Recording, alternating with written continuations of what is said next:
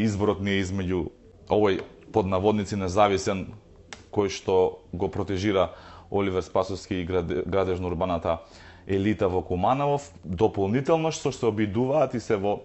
преговори со ДУИ, очекувајќи еден контингент на гласови. И мислам дека нема да дозволат едно враќање на некои ретроградни процеси од минатото кои што не биле добри ниту за граѓаните, ниту за државата. Така што од друга страна го имаме Максим Димитриевски, позади кој стоиме и ние како ВМРО-ДПМН, како владина коалиција, вклучително и ВЛЕН, вклучително и Демократската партија на србите во Македонија, која што на овие избори излезе како посебен субјект, освои респектабилен резултат во Куманово, има тројца советници и тука сме обединети не за лични интереси, не за градење на згради, не за бизнис интереси, тука сме обединети околу принципи и околу работа и реализација на проекти. И затоа ни е многу битно во Куманово да имаме градоначалник кој што ќе биде од владиниот тим,